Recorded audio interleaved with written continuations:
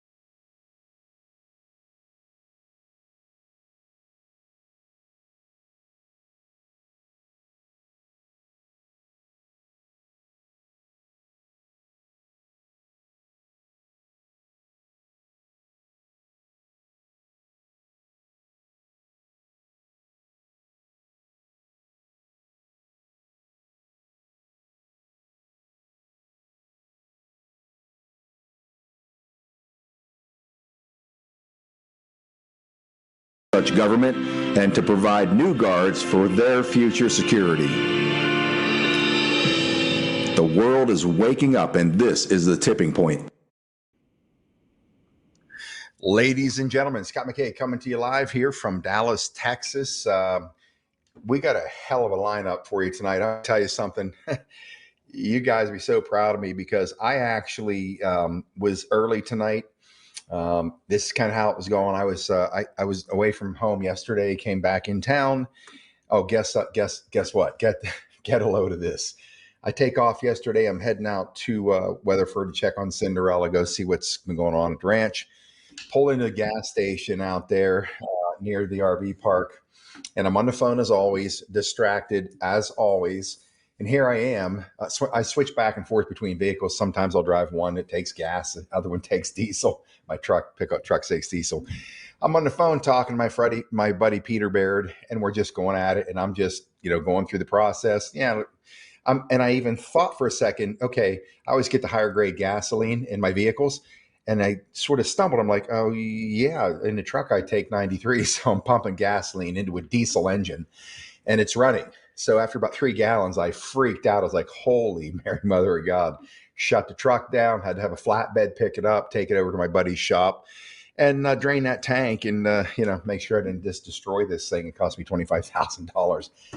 Anyways, get back in town. I'm out throwing tomahawk the ball in a park right up the street. Got plenty of time to get ready for the show. Walk in the house, 6:41 p.m. I got 19 minutes to get it together. It's like, holy shit. So I turned into a missile. He's already a furry missile. And I'm sliding into home base here. Nearly cut my tongue off. It was sticking out. My teeth was out. Hit my chin on home plate. Lisa goes, boy, you're really early tonight. And I'm like, what do you mean? I look at my clock right here. 6:04 p.m. We start at 7 o'clock here. I got Kerry Cassidy in motion. Last second, here she comes, sliding into home plate beside me. And we're like, oh, we're an hour early. I'm like, this is a Patriot Streetfighter operation. Pure chaos. Anyways, we get a lot done. And this is how much I got done. I picked up the phone literally 15 minutes before the show was to start. And I said, hey, Kerry, what are you doing? She goes, what do you think I'm doing? And I'm like, I don't know, sunbathing or something.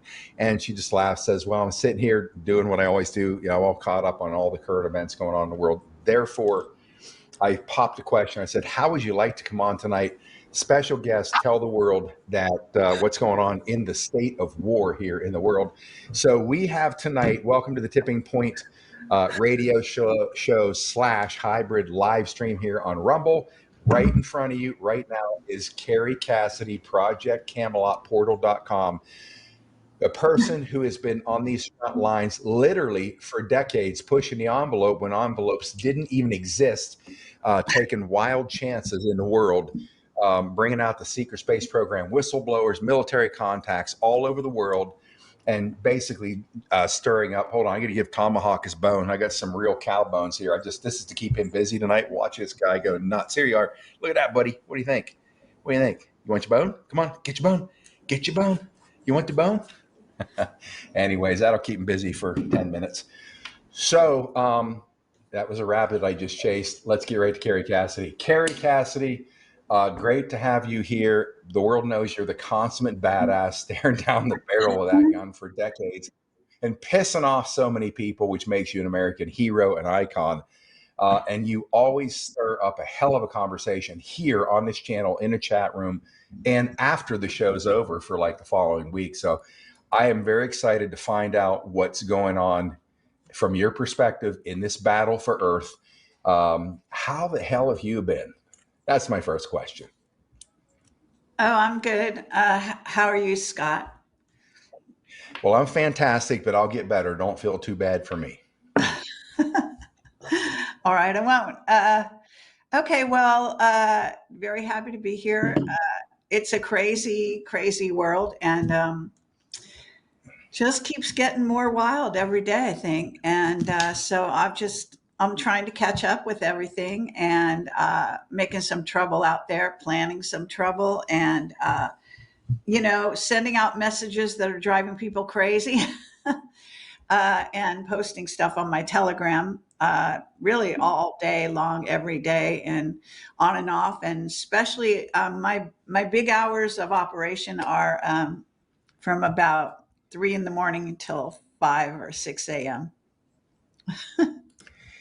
Is that because that's the only time you can find any peace in your day and get stuff Well, done? kind of, it's just a time when I feel like the energy out there is quieted down, and that it's kind of like me and God and the world. And so Hmm. I get downloads and whatnot. And if it just something comes upon me, and then I just start writing in, you know, and that sort of thing. So if you like that kind of beyond midnight kind of mentality, then I think, you'd like my Telegram a lot. So yeah, I just question reality constantly. So just pick a topic and we can go for it. Let's get into for the second here, like the esoteric side, the whole realm of this non-reality that we have been programmed to believe is a reality. I mean, I had a cruise with Sasha Stone. We took about 50 people over the Mediterranean, different countries, and I think the most profound impact for me, for certain reasons, was in Egypt, Cyprus, Greece, or Turkey. Amazing places. I didn't need to get off the boat because I have an injury. And but what we learned from Dave Emery, of course, Sash always, and I was one of the speakers. Margot Anand was one of the speakers, and it truly was an epic cruise. And we had basically seminars and had a room the whole trip there, and just what we learned. And even from my point of view, even having known Sasha for the last 4 years, it expanded my horizons in the spiritual realm beyond what I even imagined. So it's transformational. How do you see, and you can just comment and take this wherever you want and, just do you, but how do you see us, two questions actually.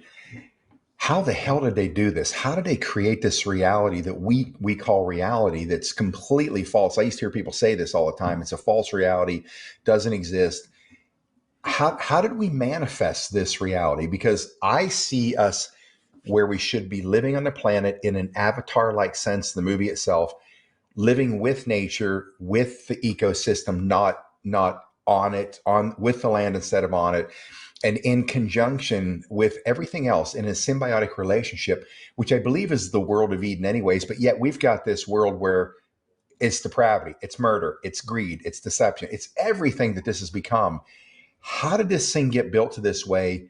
And how do we get out of this? How do we get out of this dream spell so people realize, number one, we can manifest whatever we want. Christ was here to teach us that.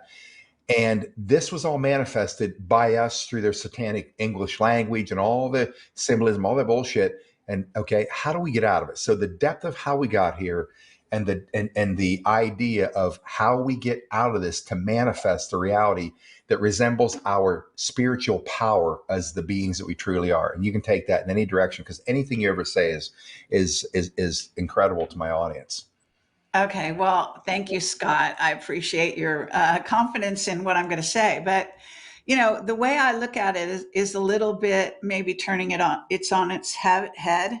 So, as far as I'm concerned, we came here to learn how to be warriors and to get to know ourselves, both light and dark sides, thoroughly. Mhm. And so that's what it's really all about.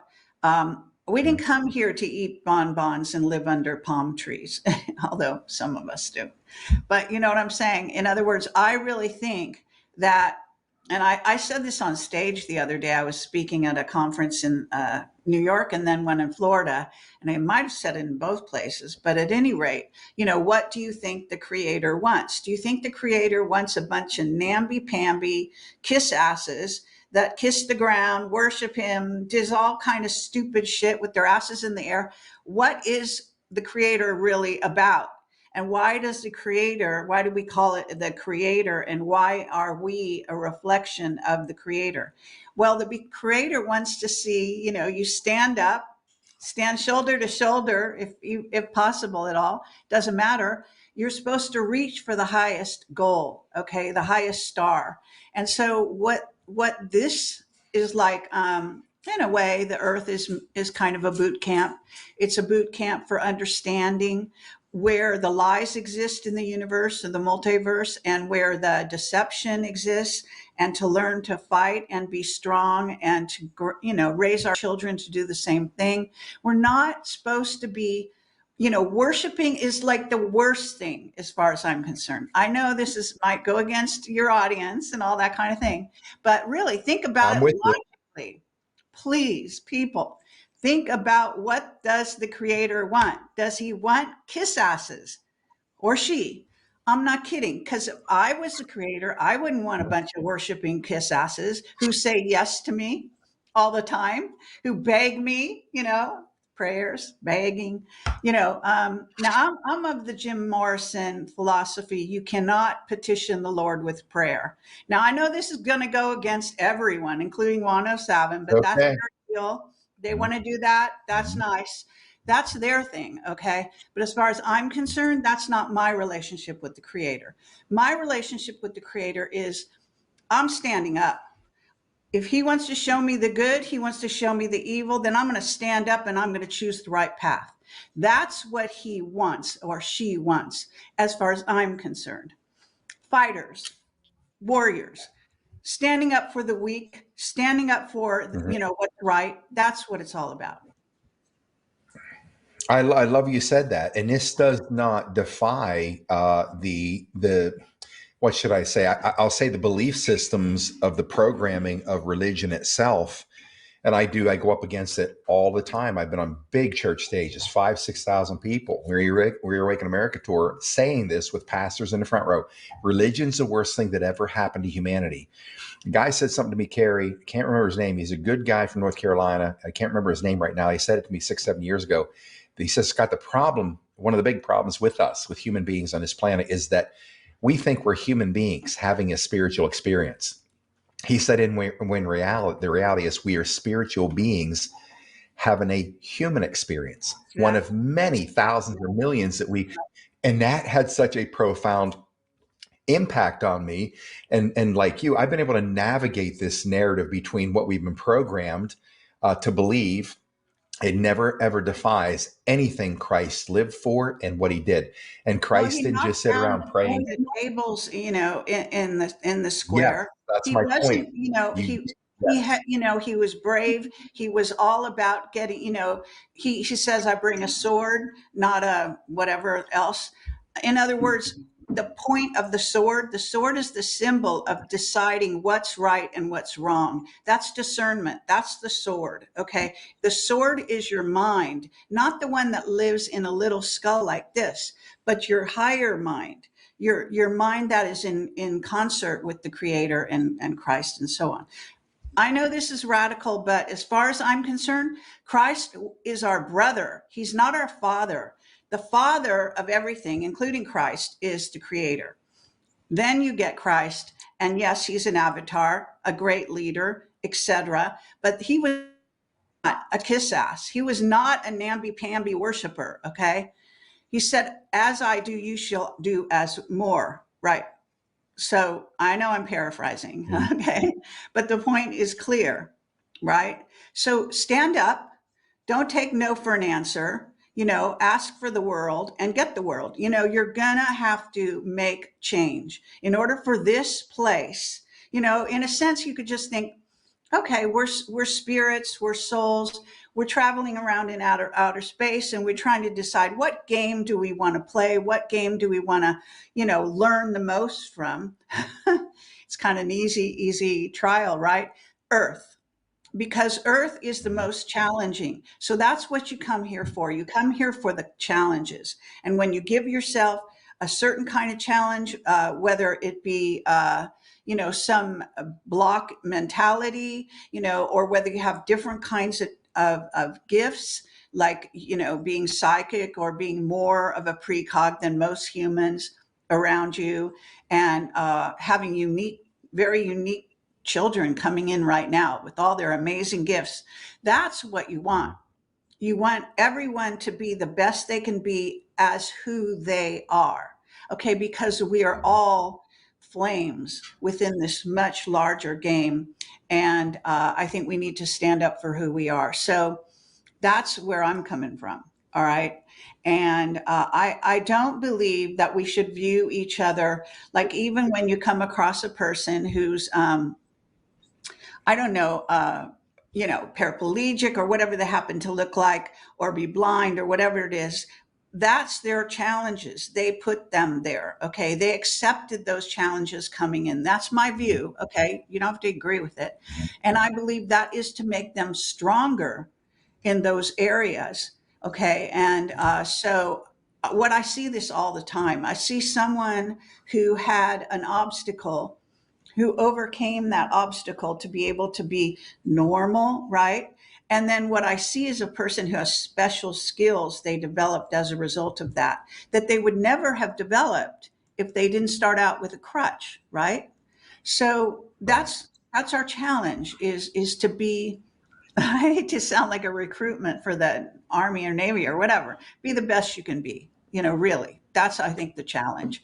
Not to kiss ass, not to worship. God, look, God is, if a God's a God, you don't need no worship, okay? They don't see you as sinners. You're not sinners when you come in. That's not what it's about.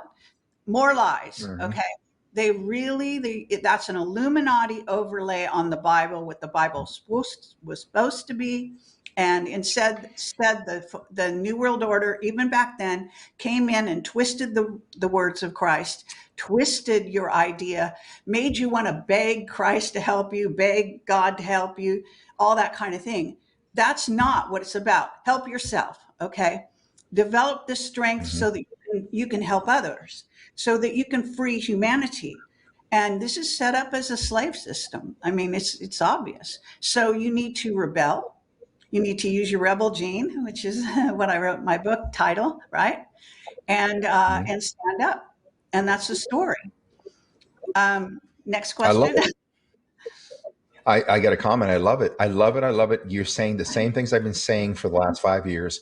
And the reality is this: I still go, I don't go to church often. When I do, it's typically Pastor Bob's Joyce in Benton, Arkansas. I consider him my pastor and not my church. Because here's a guy who, in my opinion, here is a man in angelic form by his life itself. But not only that, he says the same thing. Look, God is inside of you. You got to go inside of you. That's where God is. He said that the first time, walked over and looked right down at me. I was sitting beside Gene Ho up front against the side of the wall. And he walked over and my assistant was with me. She was saying, he was talking directly to you. He was looking right at you. She said, the reason is, this is what you've been telling us for all these years. That's where you find your creator is inside of you. So that being true, number one. Number two, Christ was a rebel. Christ was I tell my audience, a forking badass. He took on the power structure, which was the religious order, doing what? The same terrible shit we see the religious order doing on this planet. Right. Doesn't mean that our pastors in the country are bad people. And because they say the term worship, I don't care if they say that. I know what they mean. And the fact is, they are good people in a high vibration who want to do good on this planet. I want to be around them. That's why I live in the Bible Belt here in Texas. I love it. I love it. Just because they don't have it, we don't have it all right. It's the intent with which they do it is what matters most. They can discover their own path. And you're right. somebody that's a quadriplegic or injured or whatever. We chose this. I went through, and I still do every day. I mean, I'm always have under the threats of these injuries that I live with. I have to have special things done with some of the breakdown of the bones in the bad side. Guess what? It sucks. It's limiting, and it's a challenge, and it has altered the course of my whole life for the better. Because once you go through things like that and you're stripped of everything, you're trapped in a broken hall. People are moving away from you because they don't want to look at the tragedy. They don't want to be part of it, don't want to help, don't want to think about it, take on the burden, all those things. Everybody went away. I mean, virtually everybody went away in my world. It was the best thing for me because now I had to rely on just me, homeless, crippled, penniless, 8 months after this crash. And I had to figure it out. And it was the most important thing that ever happened to me because it did what? It made me not give a shit about anything else, including what anybody thought about what I did. And that's when I finally unleashed myself. And when I unleashed myself, on comes Tipping Point, this radio show, on comes Patriot, Streetfighter. And for the first time, I'm actually delivering my own victory for humanity. Without all that, I don't think it would have happened. I'd have been too suave, too debonair, too polished, trying to be a politician, talk like one, trying to move in that direction. So you're dead right on that. Now, how can you have, I'm going to have Leo Zagami on here next week, former Illuminati, who's been exposing all this to how the Illuminati has accomplished this and captured the whole world by creating this dream spell. Can you give me your viewpoint on that? How far back? What did they start to do? Maybe the architecture that they layered to get us to believe in their bullshit and stay, like you said, these limited sheep looking for a handout instead of expanding who Christ told us we are. And the words are, "These works you will do, and even greater than I." How the hell they accomplish this? Well, I believe I'm one of the first to bring Leo Zagami to the public. So I interviewed him many years ago. Our car was parked at Milan Airport, and we flew to Norway, where he happened to be living at the time, and interviewed him in person. So yes, I knew Leo going way back. He's gone through. He's been possessed. Okay, I think he would admit that. And he also was given a remit to go onto the light side, which is one of the things the Illuminati does to their people, and pretend to be light. Well, I guess he got sucked into being light because now he's working very hard for the light. But this is the kind of thing that was going on. But his family was threatened. He was threatened. It's not an easy road. Okay. And he's come through it. So congratulations to him. For some reason, someone told him I was CIA, which is laughable, but he believed that. I mean, you can't always be the psychic that you want to be, okay? Sometimes you just don't get it right. But nonetheless, I respect him. I respect all his writing and his books and, brilliant guy for sure. So what is it you're kind of asking me in a more specific way? But I respect him. I admire what he's done with his life and the choices he had to make.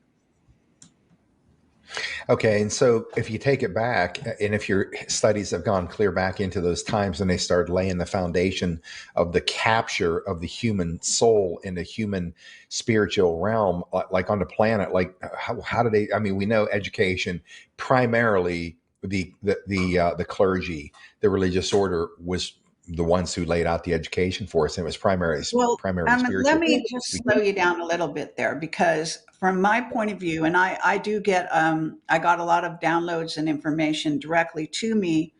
Once I hooked up with Ashiana Dean and her group, and I went to India with them, I was getting downloads, proof that I was getting downloads during that trip directly. Mm-hmm. And so she would say something and I would have already gotten it before she said it, that kind of thing. So when I realized that I was getting that, and I read both books and I've read them several times, so they're very deep and they talk about the history of humanity here on Earth and off planet. So all the races that have been coming to this planet for eons and actually genetically re-engineering us, every group coming here, trying to manipulate our genome. And COVID was the last effort on that score, by the way, in case you don't know that. So the thing is that we're looking at a situation where you want to say you're a spirit, you're a soul, you decide to incarnate on Earth, as I said, And then what happens? You're just hit. It's like a barrage of trying to keep you down, trying to stop the natural light that you reflect from coming out. So, it's interesting because the Illuminati know the story. They know that this, our body, our everything is the vessel. Okay, we are the vessel. Now, what the Illuminati do with a child is they beat them seriously and they torture them until their light starts to shine out of their vessel. That's the response to negative reinforcement, I guess you call it. So understanding that's how they do it. They've chosen a negative path, and that's what they believe will bring them to enlightenment. Okay. And the whole game, as far as I'm concerned, here on planet Earth is enlightenment. That's it. That's the only game in town. So you either are getting there, you're getting more enlightened every day you're here, or less, right? You're getting lighter, more part of the light, which we come from the light, we return to the light, right? So understanding that you didn't come here and then suddenly get sort of coddled and whatever you think. I mean, or whatever your audience might think or individuals might think. In other words, this was going to be a challenge. And that's why a lot of times they call it a school. Whether it's a school, whether it's a game, whether whatever, it doesn't matter. You can call it whatever you want. You can call it, basically an AI, facility or whatever. In other words, it's you that's being challenged. You, your soul, your spirit from day one when you hit the ground. Okay. So that's what it's about. It's about coming to this place. And what it's all about is you learning that you are the light. So as a soul, if you choose a certain path, you will choose a path, if you're smart, that will push you down the path. You need to wake up in a way. It's all about waking up, right? And so if you think torture is the way to go, if you think, now I don't like it, I'm not advocating it.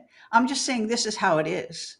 All right. So from my point of view, when I look at somebody, whether it's Kathy O'Brien or other people or children that are being tortured, etc., what is happening there? Why would the creator put people in that position? Let's look at it. Well, it's obvious because if you don't die, if you're eternal, you need to wake up to the fact that you're eternal. So every time you die, you get recognition that, yeah, hello, I'm still here, right? And so, I mean, I've told this story before and I don't want to be boring, but when my mother passed on, she had cancer. I kept telling her, look, Mom, I'm not going to cry when you die because you're not going to really die, blah, blah, blah. Because I've always been like this. And she would laugh at me and she'd say, oh, shut up, Kerry. And then I said, then she died. And right after she died, I had this dream that she was laying in a coffin, like laying down. And I went up to her and I reached my hand out and I just pulled her up. Right. Okay. She goes, Kerry, how did you do that? In her exact word, exact tonality, everything. And I just laughed and said, Mom, it was easy. Because you don't die. You just don't die. I mean, in a sense, that's like the worst thing you could know, but it's true. So you cannot be killed. Now, when you know that, then I just say, fucking bring it on because I am going to come back. If I come back, Love it. you can kill me and I'll prove that you didn't kill me. So in some ways, humans are kind of like, I don't know whether we get brain dead when we go off planet and do this thing called die or whatever we do, but they try to have us lose our memory. So we lose the memory of our incredible majesty and who we really are. So waking up to who we really are is what you do your whole life. You have challenges that come along and you act one way or you act another. You bend for the challenge or you don't get broke and you stand up to it, right? So again, this is what's happening. Okay. And I believe that there are, tons, we know that scientists say billions of Earth-like planets, and there are billions of humanoid races everywhere. Like, it's amazing. So when you know that, when you don't have this stupid microscopic view of life that says, oh, we're the only ones that God loves. I hate that shit.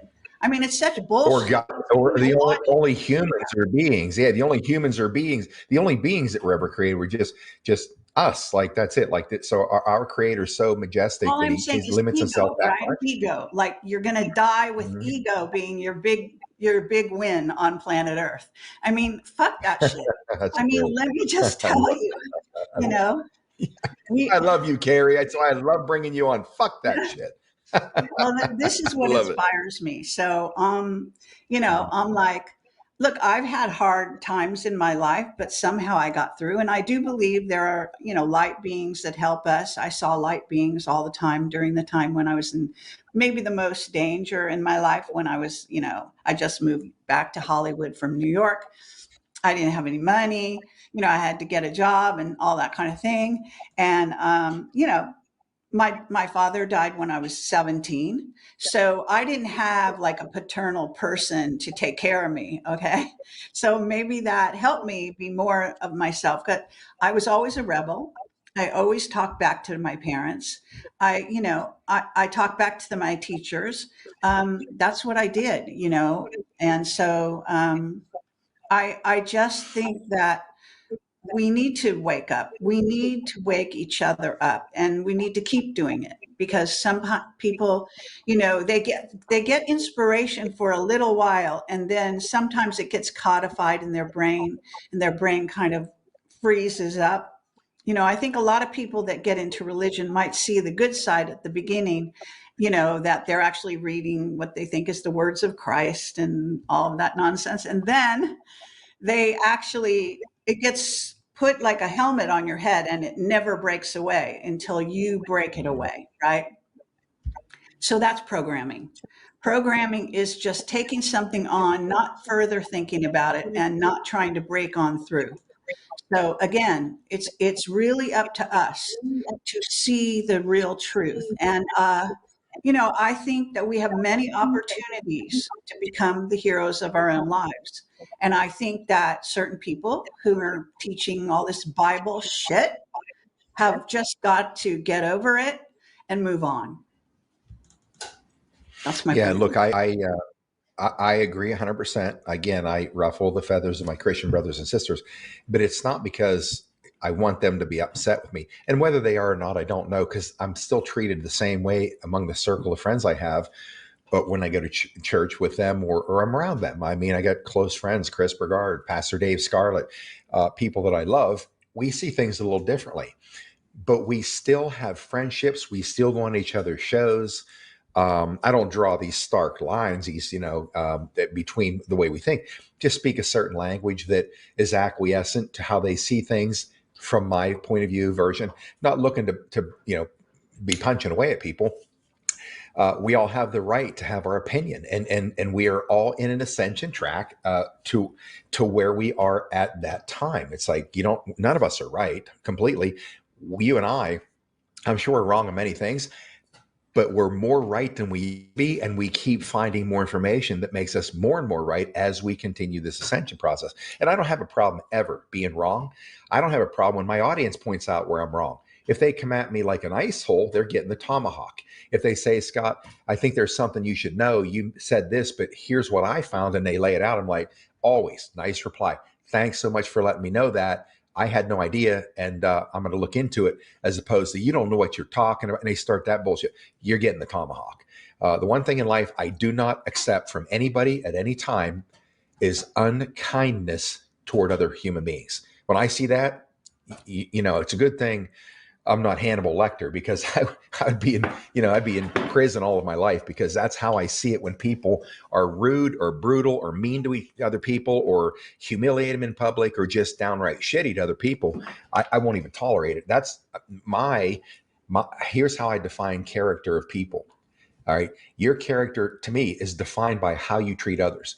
Do you notice the janitor? Do you know the person? I walk into a bathroom and somebody's in there cleaning.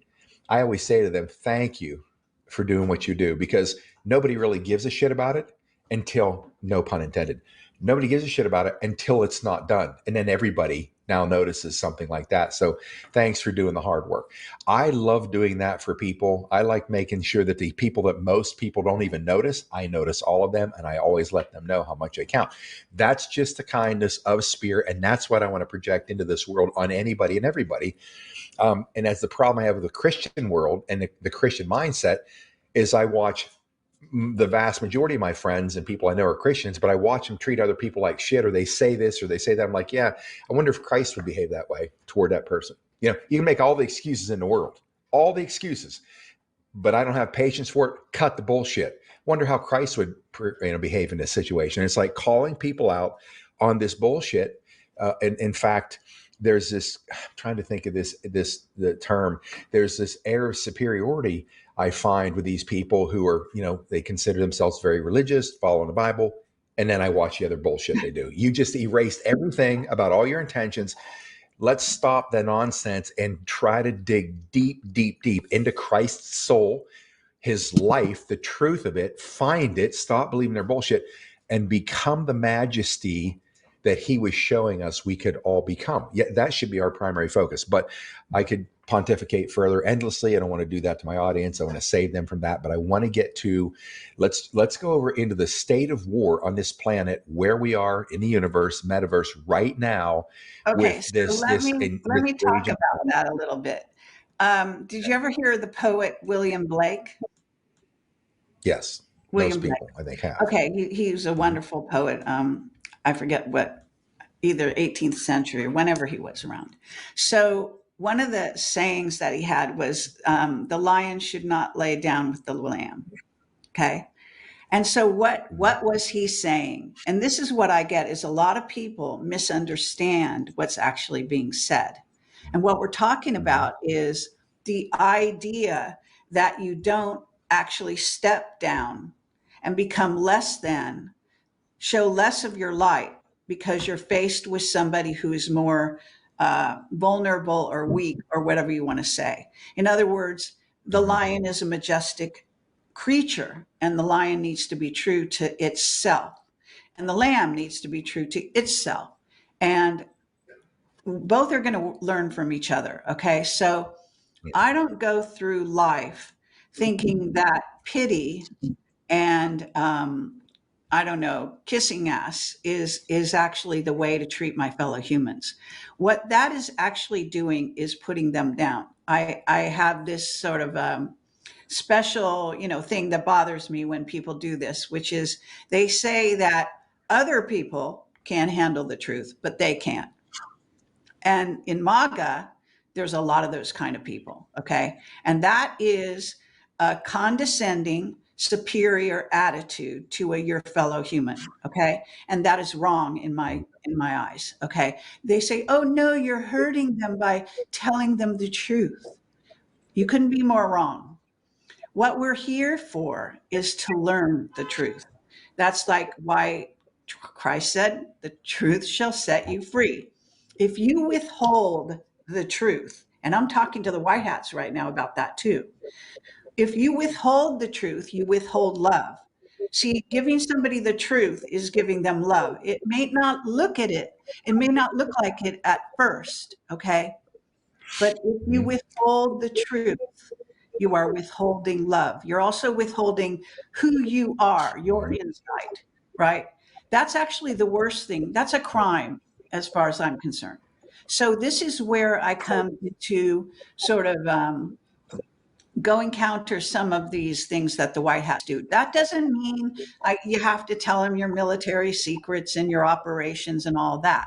What it means is, why don't my fellow humans really know anything about what the White Hats have done? Nothing. Like, if you're not a MAGA person and you haven't been listening to 107 for, I don't know, 8 years, then most people that I walk up to, they don't know who the fuck he is or what the fuck he has to say. Okay. Now you could say, oh, well, there's something wrong with them because they don't do enough research. That's their fault. Not necessarily. Okay. Maybe it's the fault of the white hats. Why? Because everything is secret to them. I mean, not just their operations, but everything. And they're using a guy who's completely programmed, or at least ostensibly the character he plays is totally programmed by this religious mumbo jumbo.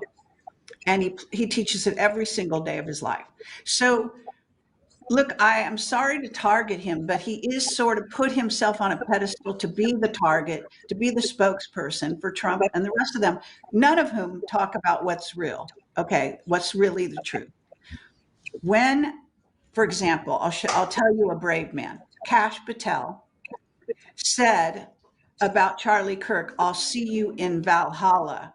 And he had a Secret Service guy standing right next to him, protecting him.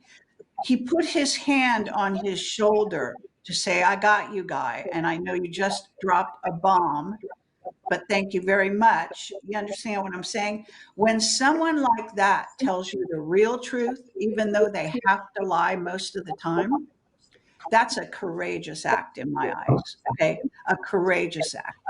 So now Juan does lots of courageous truth telling as well. And he's one of the only ones.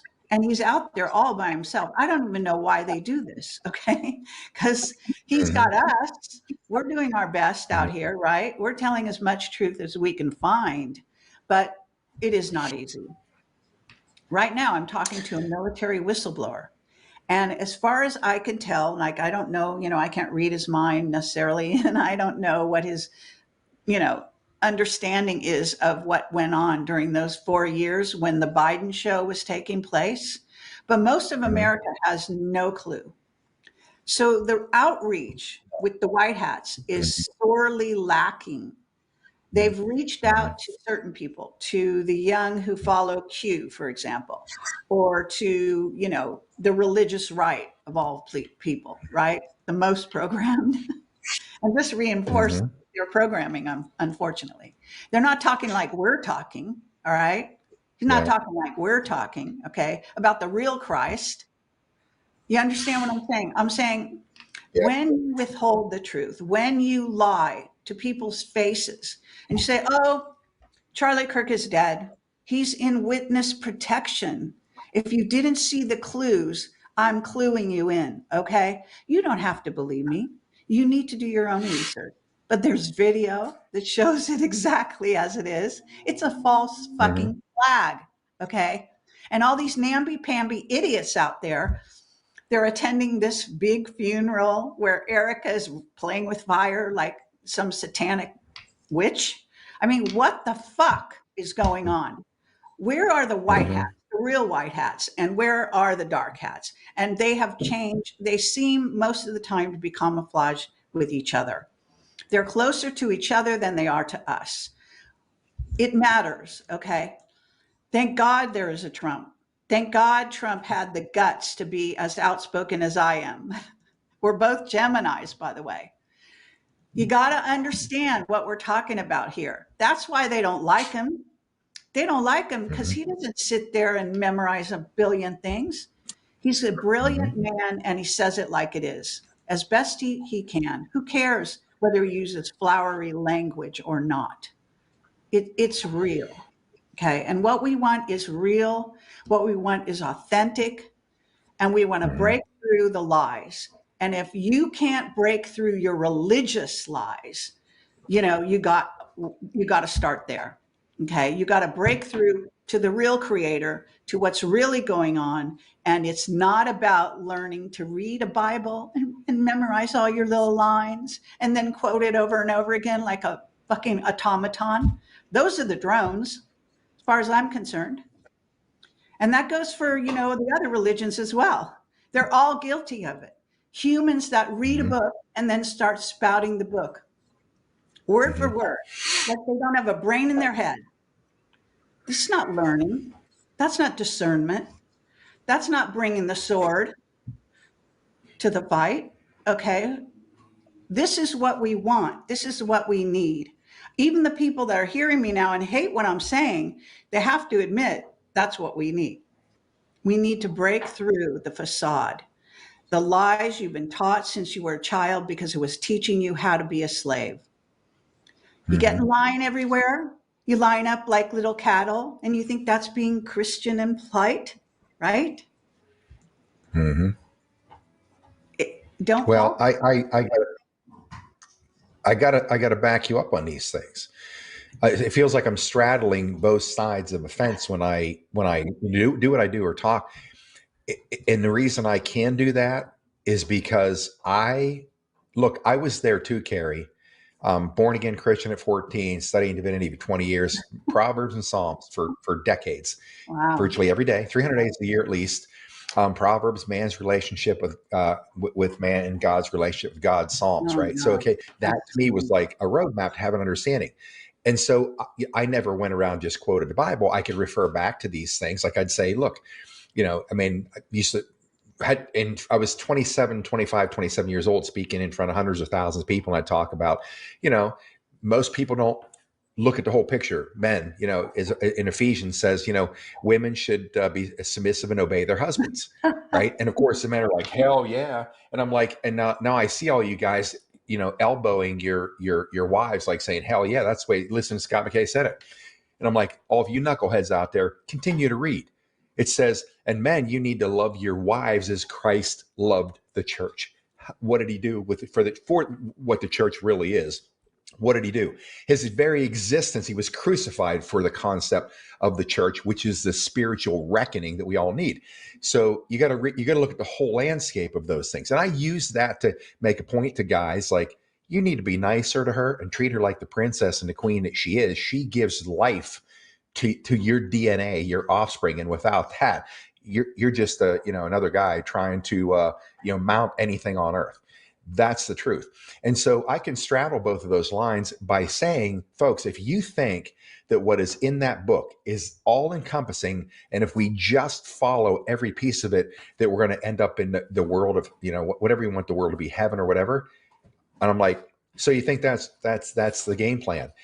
Let me ask you this. Do you think you could find any of these kids in these underground military bases being tortured, gutted, living in cages big enough for a dog bent over like this endlessly until they die? Ask them if that works, because it sure as hell isn't working for them. And the problem is like you said it, Christ was a warrior. He was a physical, spiritual, and mental badass. He knew what these people were capable of, and he still flipped them off and said, don't listen to their bullshit. These people, this is the synagogue of Satan. I mean, think about going up against that power structure back then. You didn't have the internet to let the world know what they're going to do to you. He knew the brutality he was going to suffer, but he did it anyways. Why? He had to be true to himself. That was his ascension track. I mean, I know, believe me, I couldn't imagine what he had gone through, but I know when you were in grotesque, horrific pain like I was, coming out of that gravedigger crash, and I'm a grown man, physically big, strong, crying like a little boy every time they walked into my room because they were going to turn me, and my blood pressure would go sky high. My resting heart rate was 125, would go to nearly 200 every time they walked in because they're going to turn me over, and I would beg them, please hurry. And they would have nurses dropping tears from their eyes on my sheets. They felt so bad looking at this big, strong man begging him like a little boy. That pain forges you in fire you couldn't possibly imagine. And but when you're going through that kind of pain, like now I can talk about it because it's compartmentalized. I don't suffer the trauma from it. If I did, I'd never talk about it. The thing of it is, people look at me and they talk about, I tell my story for a reason. I've told it so many times, not because I need to put myself on a pedestal. I'm trying to get through to people. I am your average lower middle class, small town America, grew up in Redneckville, USA, Joe Lunch Bucket, nobody, and coming from nowhere, and found a way to create some small impact in this world by doing what we do today. I survived all of that, but what it taught me was, and competitive bodybuilding taught me this too. I went from the weakest guy on my football team rank ordered, according to all the tests we did my sophomore year, to the national competitive bodybuilding stage. How the hell does that happen? And I always say, this is how I know there's something far beyond me that can deliver this kind of potential and power, because I know who I am. And I am not all that in a bag of donuts. I'm not all that. I travel the country, so people who put me on a pedestal, which happens every day, they approach me, they talk to me, and they walk away like, he's the nicest guy. He really ain't all that. That's exactly why I want him to meet me, so I can show them, look, there ain't much about me any different than you. I had a lady stand in a line for 3 hours on a hot summer day, 100 degrees in Coeur d'Alene, Idaho, a 3-hour line just to do pictures and autographs and all that in the sun after the event, outdoors. We're outdoors. And she's a very well-to-do lady. I wish I would have got her name. You could tell she was very well-to-do, very sophisticated and elegant, dressed not for the occasion, above it. And she told me at the end of the day, she said, I just want to let you know, Scott, I kept moving to the back of the line because I wanted to be the last one to talk to you, because I just wanted a few minutes of your time. And here's what she says to me. She said, it was the most adorable thing. I've had a lot of compliments and they're so endearing, but this one specifically, I'll never forget. She said, she told me who she was. She said, Scott, and she wasn't bragging, but she's very connected in the high levels of politics in DC. She's very connected in the high levels of Hollywood in the entertainment industry. And she said, I only tell you that to tell you that I have never been starstruck in my whole life until right now. I started laughing. I just started laughing. I put my hand on her shoulder and I said, you're going to get over that in about 3 minutes flat. Trust me. And then we had a laugh about it. And the reality is this. My faith in people is so high in what they could achieve in this world, because I know where I came from. I know all the barriers and beatdowns life put upon me. And when the final beatdown was devastating and destroyed my entire life, it took me some time to catch my breath, learn to walk again. 5 years later, ride a motorcycle again, and 2.5 months later, get taken out in a massive hit and run. Downtown Dallas destroyed me again. And again, I had to make a second comeback.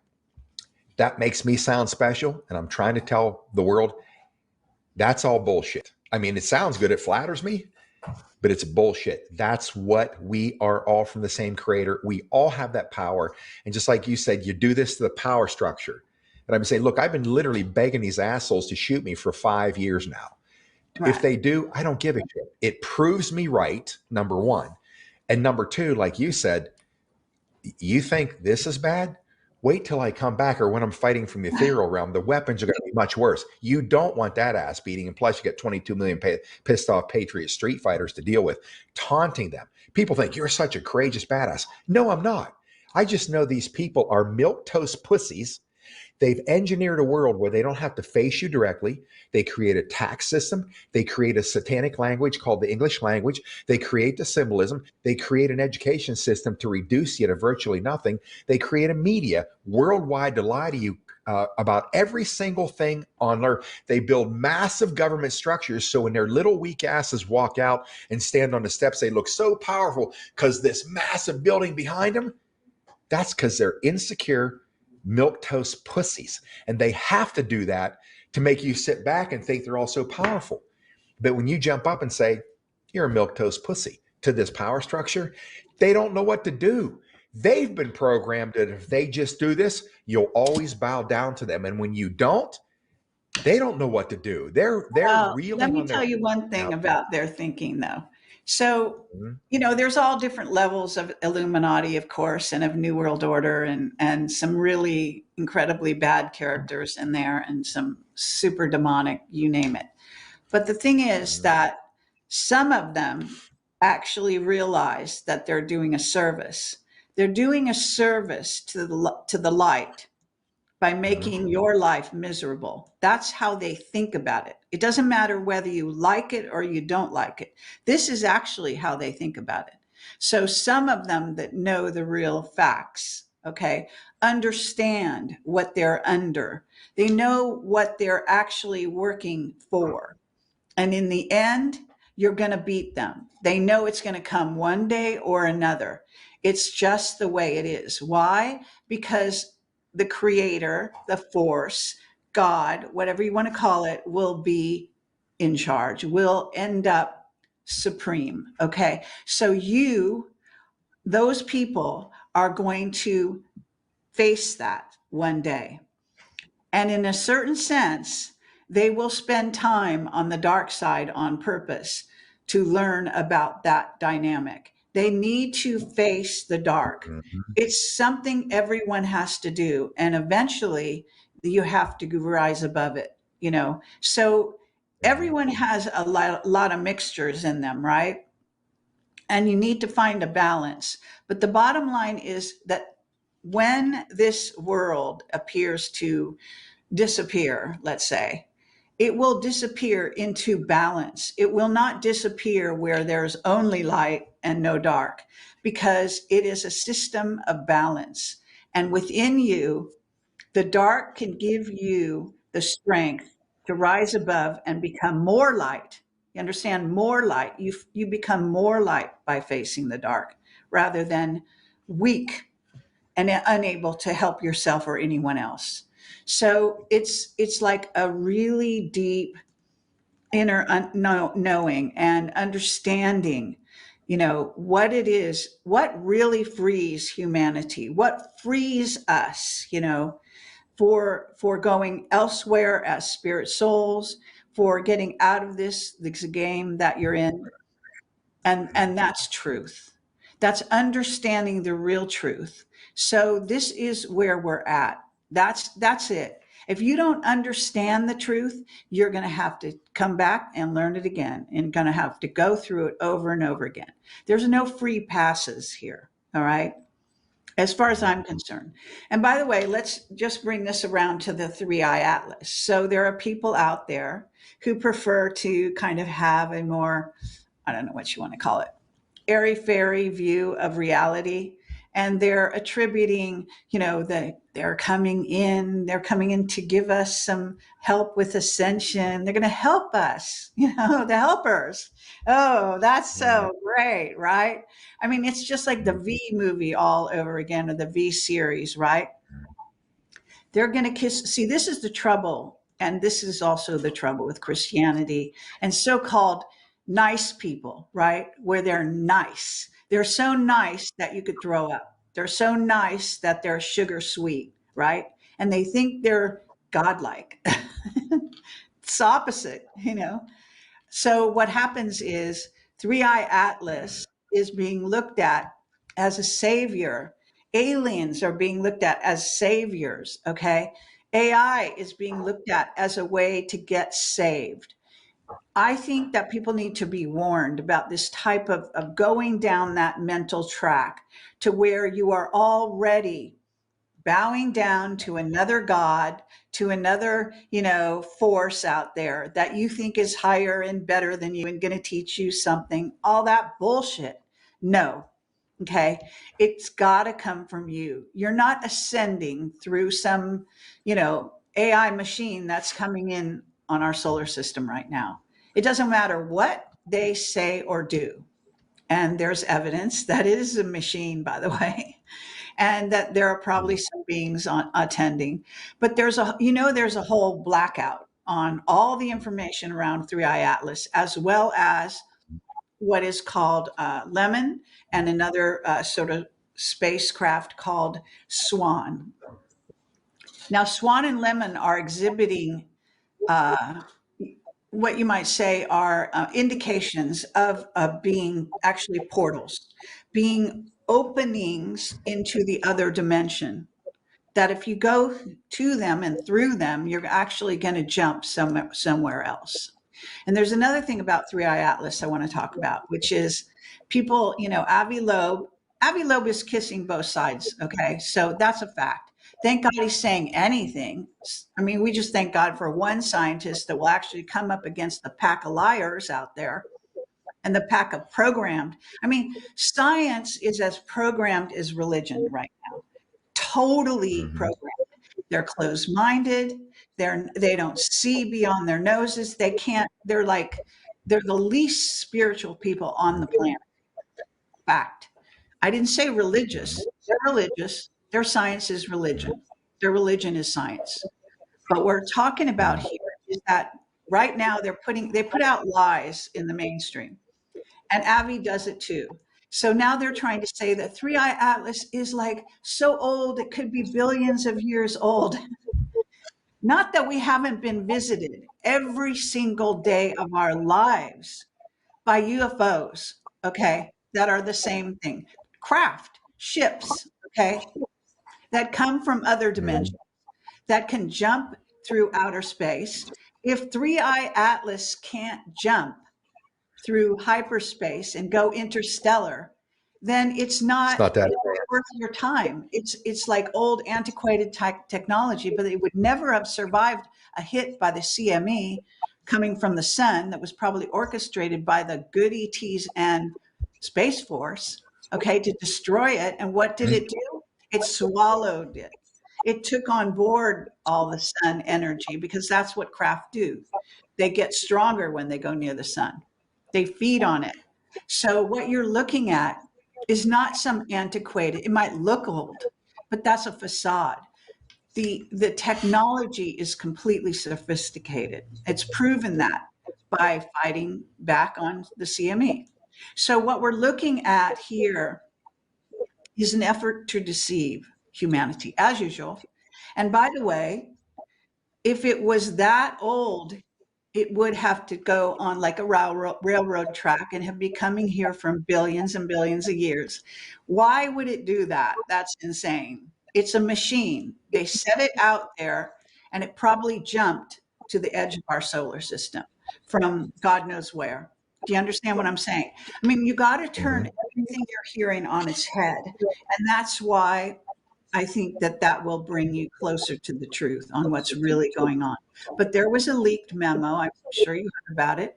I assume you heard about it. We have feedback on this line, by the way.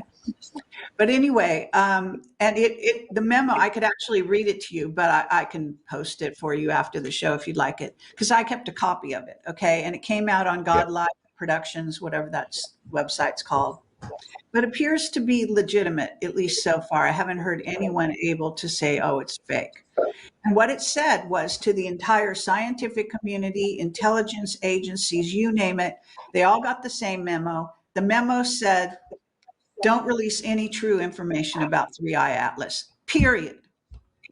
And I'm on a news group with Richard C. Hoagland, who hasn't been able to do one of his shows that he used to do every weekend on Friday and on Saturday and Sunday night. And they basically kept his, technology so he can't go live. Whatever method most people use, I mean, you can go to Starbucks and go live. Okay. He should try that, by the way. But you know what I'm saying? In other words, they don't want the truth out. They don't want you to know what's real and what's not. Mhm. This is what's happening. But you have to move beyond that. You have to think clearly and you have to Mhm. question every damn thing that comes out of anyone's mouth. I don't care how friendly they act. I don't care how kiss ass Mhm. they act. I don't care how Christian they act. Okay? That doesn't Mhm. matter. What matters is the truth. Okay? And we know there's a cover up. And there's indications of a cover up with Charlie Kirk. There's indications of a cover up with Three Eye Atlas. You name it, they're covering up the truth. It's a fact. Mhm. And when they work really, really hard, like go out of their way, to act how sad they are over Charlie Kirk. I mean, it's just insane. Okay. It's bullshit. And some actress is playing, his wife. What's her name? And this is what's going on. Okay. People in the last 4 years before Trump came back into office from 2020 to 2025 or four, basically were watching mannequins on stage, right? In masks. And of course, they're Trump doubles. You're watching them as well. I mean, we know this. Okay. Why are they getting away with this? Because if people would just say the emperor has no clothes, it's a lie. Even the good guys are lying to your face. They think they have a Mhm. good reason and they're going to teach you a lesson. Like, who gave them the right to teach you a lesson? I didn't. Okay. I didn't give you Mhm. no right to teach me a lesson. So therefore, I'm going to see through your bullshit. So this is how it works. Okay. So I'm just saying, I'm just laying it on the line. We have to look at every single aspect of our lives. Why is Peters still in prison when she should have been released Exactly. from Exactly. her office? You understand? I Does said Trump that have here. I said this here 2 Trump weeks ago, able Kerry. I'm to like, I'm release bringing up the other same. people? Is Trump able to tell it like it is? Okay. The reason Epstein files have not come forward is not because of Trump. It's because he was involved in way more things, working for the deep state and the white hat side of the deep state as well. The secret space program. He is part of the train to Mars, the train to take humanity off of Earth because they think eventually this place isn't going to make it. All right. So they're building colonies off planet, and that they're stacking it with children and the brightest ones. Okay. Mm-hmm. So I'm just telling you, I mean, if you watch my shows, if you listen to what I say, if you read my articles, you're already going to know all these things I'm saying, and I'm sorry to Mm-hmm. repeat myself here, but I think a lot of people never hear what I'm saying here because I don't Exactly. see any of my colleagues, not one of them, saying the stuff I'm saying here. Not one. Not one. And I have lots of colleagues. So ask yourself why. Well, Who are they? Who I want are to they ask you a question. pulling? Go ahead. Sorry. Yeah, I want to ask. No, that's great. This is incredible stuff. And I listen. I'm on the page with you. I really am. There's no way that I have the spiritual IQ or the intelligence to know what the I don't want to I'm trying to frame this, know the real truth. At the point where I am right now, I have the truth that I know to be at my certain capacity or ascension level. That's the only truth I know. It may be true at my level of understanding, but I know far beyond what I know at this point, because I know I am not an avatar. I'm not a prophet. I'm none of these You people claim to know be. when you're I see being people out there lied claiming to to. be prophets all over the place. I'm a prophet. I'm this prophet. I'm that prophet. Like how Pastor Bob Joyce is like, there are no modern day prophets. But the reality is, I know that I'm probably so far off the mark of the full power of the reality and truth as God created for us to get to understand. I'm okay with that. I just want to keep taking steps. I just want to keep moving toward the light, no matter how wrong I am. I don't claim, I don't stay, I don't drive a stake in the ground anywhere. That's why I love listening to you, because not only does it expand my understanding, but here's how I see truth. Like, people can go up against what you say. I mean, there are some things I might disagree with on some minor levels. Like, I know you've been going at Juan for a number of years since I've known you. Juan has been incredibly helpful to me in a number of ways, advising me when I call him. And it's rare, I don't talk to him. It's not often I talk to Juan, but I'll call him and ask him some advice. He gives me clarity on many things. Does that mean that Juan is my right hand, that everything Juan says?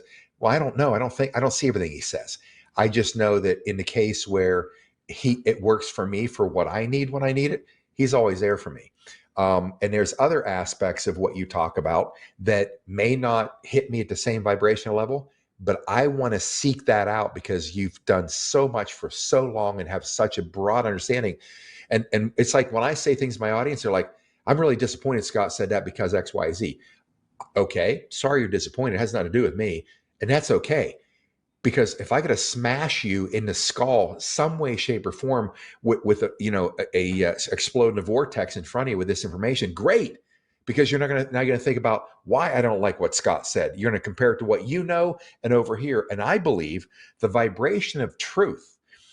I've said this before. We're coming into this space now in time. As Law of One was the most incredible thing I've ever read or tried to understand. It's the most difficult thing to get your head around and your heart around or spirit around. But I believe so much in what I come to learn there.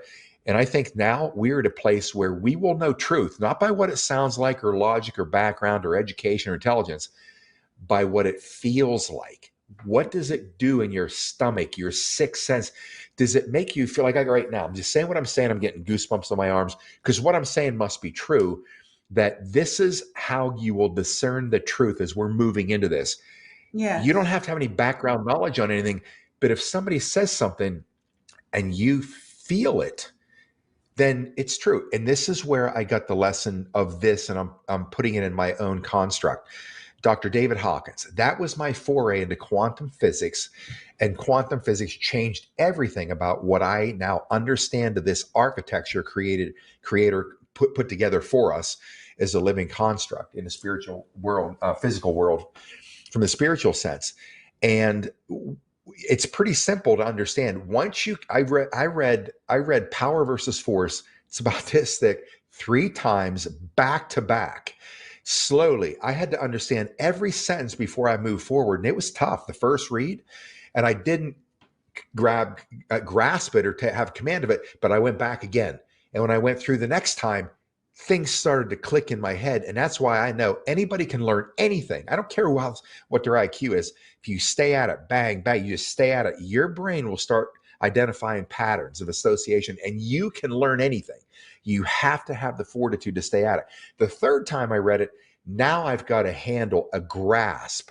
I go into truth versus falsehood, opened the whole world up, just in one aspect of it.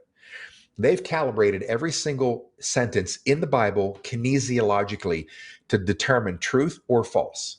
And where it once calibrated at 1,000, the highest it could calibrate anything, it's been now down to about 700. Now you think it's like, that's a big drop. Einstein was calibrated at 499. 500 is the leap into the field of that quantum field of what we would call bliss. I mean, you're talking about a quantum leap. Just that 1%. The difference between where Einstein's understanding was based on what they tell us about Einstein, magnanimous jump, just that 1%. But the reality is, when you can qualify anything that's ever said or stated or truth or falsehood with kinesiological testing, like I use this example. You venture into an Aboriginal tribe in Australia, never seen a white man, never read a book. They don't know anything. But you somehow have this picture of the Mona Lisa, the original Mona Lisa, in your hands. Probably don't. It's going to be a fake. But if you can say to this person, somebody will hold their arm out, somebody else pushes down, and to see how strong they test with this particular statement. And the statement could be, this is the original Mona Lisa. Well, it's not. And that person will test weak completely. If you say this is a replica of the Mona Lisa, even if they don't know what the Mona Lisa is, even if they can't speak the language, and somebody's okay, I'm going to try to push your arm down, they will test very strong, because the truth that this is the original Mona Lisa or this is not, they will test physically on their strength will be impacted by that in the quantum realm of truth versus falsehood. That is a direct indicator. We will know truth by what it feels like. In this case, it's strength. In another case, the same probably, it's the gut feeling, your sixth sense when you get that in your stomach. To me, that is the best way I can explain it to people, how we're coming in. Testing is not necessarily going to be correct. Why would I say that? Okay. Because your body has been programmed, has been misled to think one thing is better than another, to think very many, your mind can trick you. Aliens can trick you any day of the week. Religion has tricked you and will continue to trick you. I mean, in other words, what I'm trying to say is that you cannot just rely on kinesiology or any of those ways of testing. Okay. And I don't think that their machines can tell you what's really true either. Because what I've even noticed in testing AIs is they don't tell you the truth. They just don't. They lie. Hey, Because Kerry, I they want to don't know interject the one truth. statement in here.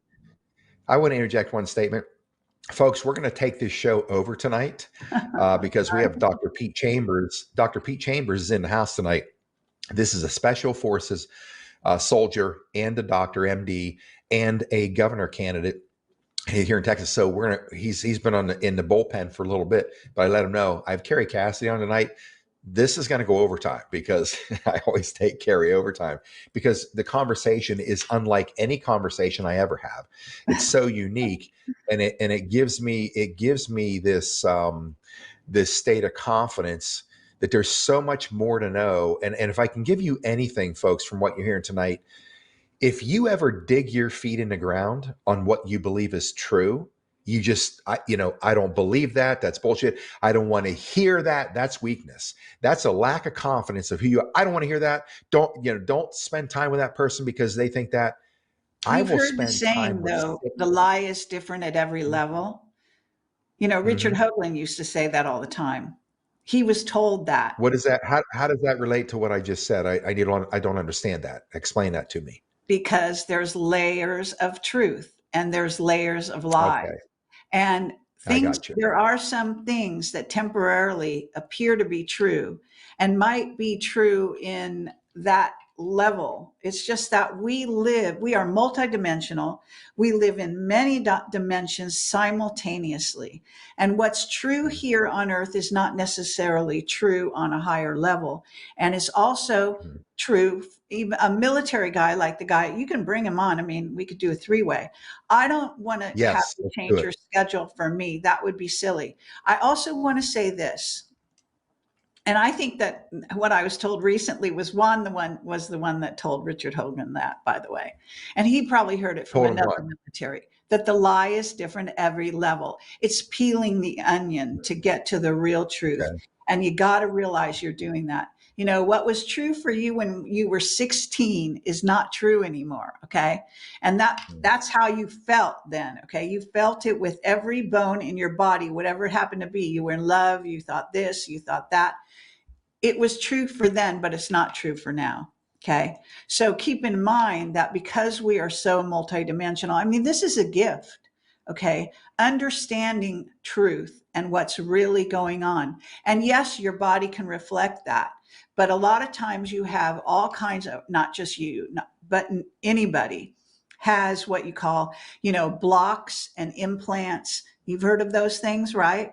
Coming into this reality, it's part of the game.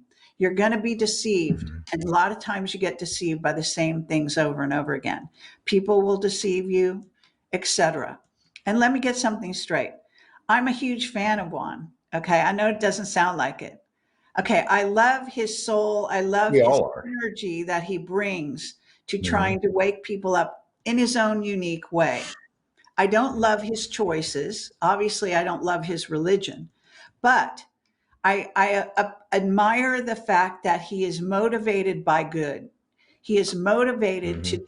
to try to help you in the best way he knows how. Doesn't matter if Mhm. it's right or wrong in a certain sense, because his intention is purely good.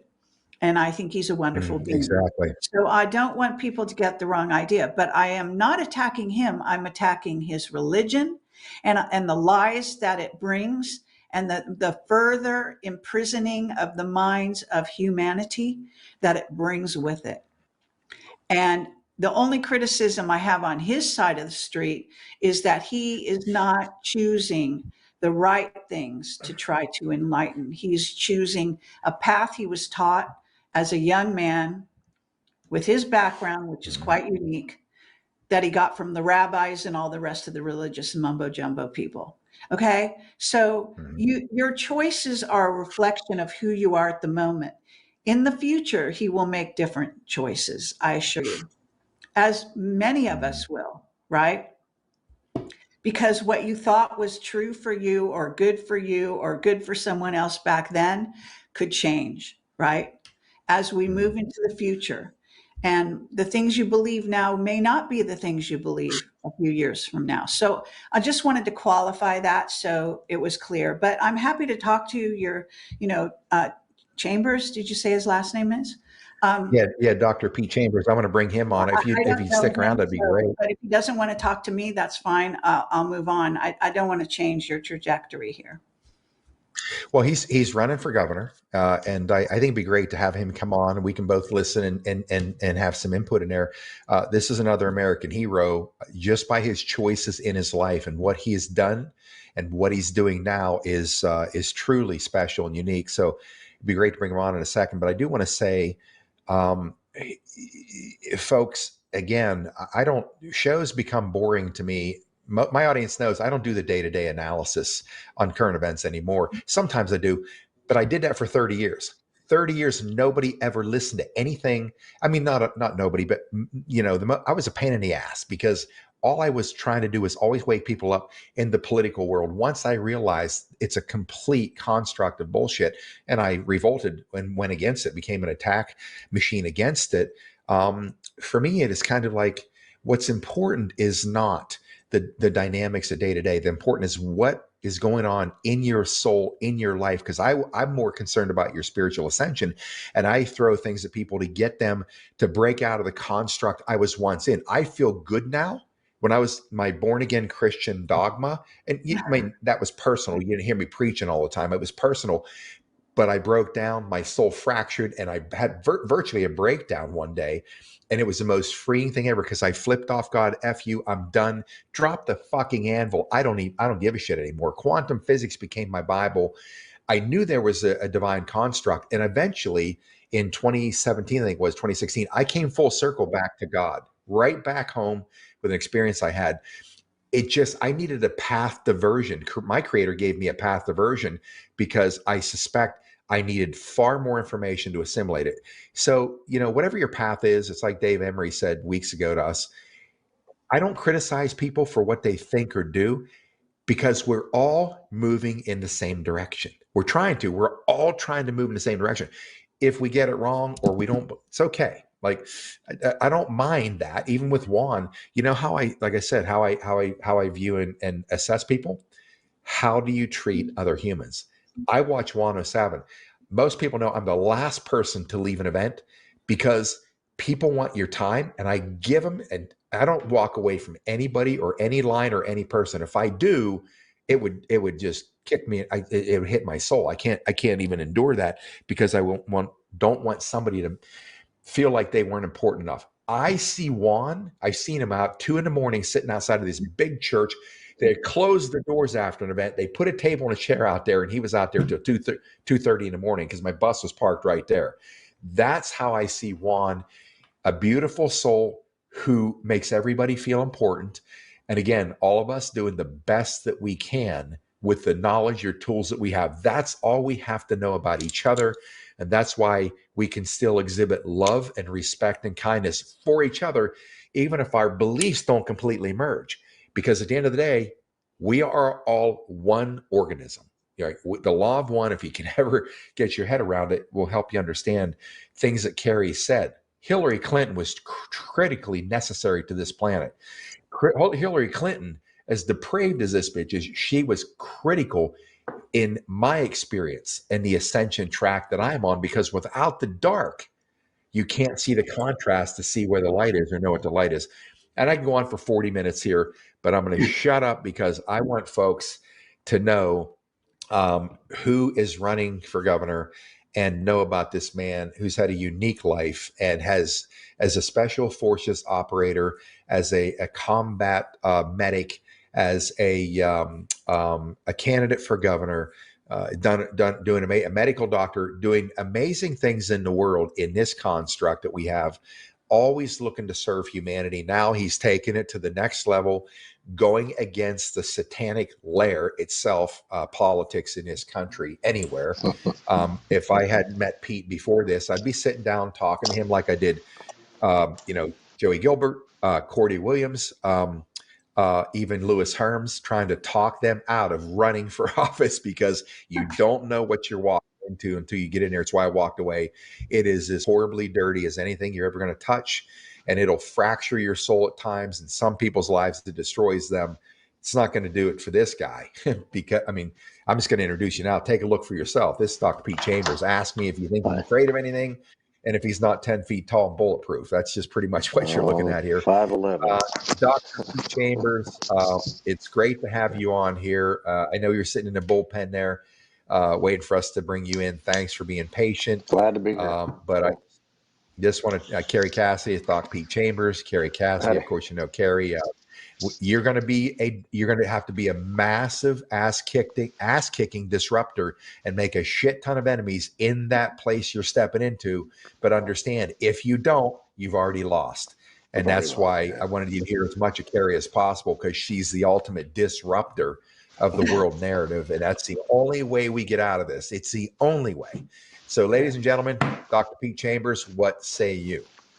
Well, you know what? I just listened. It was great to listen a little bit before I got started, because at least I heard some dialogue, heard some new things. I've met 107 a couple of times. He's briefed us, and I've briefed him back and forth. In Central Texas, we were doing counter human trafficking and chasing a needle and a stack of needles down on the border. Terrorists coming through with 12,500 people a week. Most of those people being used as pawns. My job was to take care of the troops, but also the poor folks that come across, especially unaccompanied minors. So that was one of my loves as far as my job, which put us into, when I got out, counter human trafficking, because there's a lot of them missing. So, but it's good to be here. Yeah. Well, thanks for Doc for doing what you do. Can we rewind just a couple of decades? Little background, so folks who haven't seen you before, the first time on the channel, your track, education, and what took you into military, and from military, post-military, into the world you're not. All right, so give us a little bit of that back. Sure thing. Yeah, I'll give you a quick overview. So I have 6 decades in my life. I'm 60 years old, December 25th, baby. My life started military as a public servant in 3 September 1983. Ronald Reagan was the president, and I was a 17, 18-year-old kid by the time I finished basic, and thought I had a good career. Just an infantry guy, nothing spectacular, no wars. It's pretty easy. We get to shoot guns, we get to carry backpacks, walk long distances, and dig holes. It's a lot of fun, but that's a young man's job. And so I got out. My dad was a family doctor. I used to ride around with him in the country with a little black bag on my seat, on my lap. We go to house calls, and that's what I thought I was going to do. And so I went to college, med school, and then did residency in Beaumont, Texas, and then finished up out of Oklahoma State program. And it was in emergency medicine and trauma. And then 9/11 happened. And so I said, I'm going back. But I thought, we'll go down range, we'll finish the job. And it was 20 years later that I had a whole career in the military and retired after 20-something years. But I did total 39 active Guard and reserves. And I went to the Texas National Guard my last 8 years. Thought, this is going to be the best job ever. I'm going to defend my border, right? Not 53 other countries I've been to, which love everybody out there, but this is my country. And then we saw the optics versus the reality, and then we saw the truths. And then for the first time, I paid attention to what was happening at home, which is the politics that I never paid attention to. When you're a soldier, you pay attention to mission. You're looking at life through a sniper rifle, essentially. Now, I got to see the truth, and it scared me.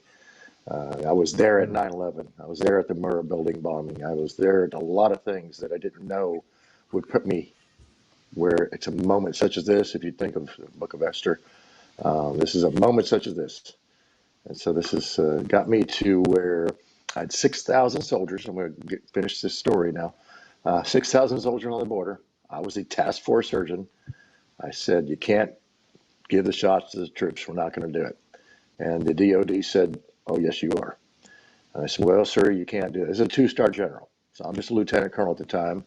And he says, Chambers, I like you, but you're going to have to get with the program. It ain't about the science. It's about the policy, son. And I said, well, sir, now that's an unlawful order. And so I testified in a federal court case about it, 2 of them. And SEALs versus DOD, we went up against the machine. And when